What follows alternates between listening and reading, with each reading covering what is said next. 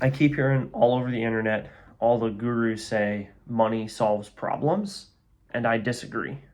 I don't think money solves problems. I think it just puts a band-aid on it.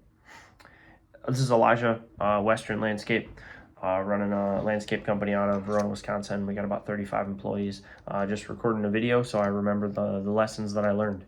I can't really tell you what to do, but I can tell you what has worked for me, and in my experience, what has worked well. So I think this shows up a lot in sales, shows up in marketing, shows up in employment and turnover. And here's what I mean. So when we go to, I think probably turnover is one of the biggest, like employee turnover and employee retention.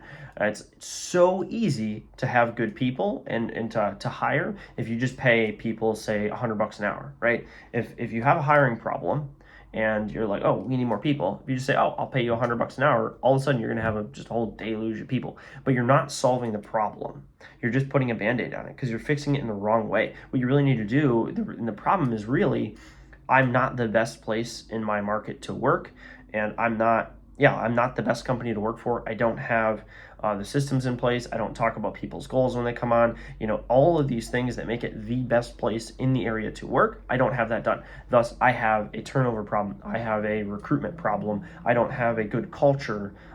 Those are the things that you actually need to fix, and just throwing money at it is a way for us, just to lose money and to not actually make it anywhere. So, and I think it shows up then on the sales side of things when it's like, oh, we aren't good at explaining the value that we bring, and so we just lower the price.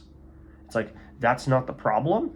It's like, it's just the easy lesson. It's the easy thing to do. Let's just lower the price so that the person buys. It's like, no, you're not conveying the value well. I think I guess that's sort of the equal opposite of it. And then conversely, especially on like marketing, it's so easy to just be like, there aren't enough leads, so let's just spend a bunch of money on Google ads. Let's spend a bunch of money on Facebook ads. Let's throw a bunch of postcards out, which we do and we have a ton of success with.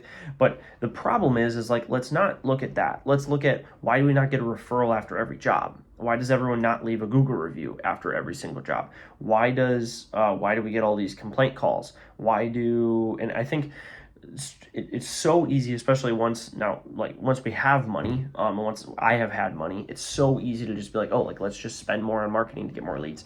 Let's just send a bunch of postcards out. It's like, oh, we don't have enough leads. Send a bunch of postcards out. When I really need to be thinking about, okay, but why is the business not just generating its own leads? Why does my company culture not just attract people to it? And then once you've solved those problems, then you throw money at it, and all of a sudden it just amplifies it. Like, if you have a really good business and you throw money into marketing, it just takes off, and then it works really, really well, right? It's like, you don't need to let more people know about your stuff. You need other people to let people know about your stuff.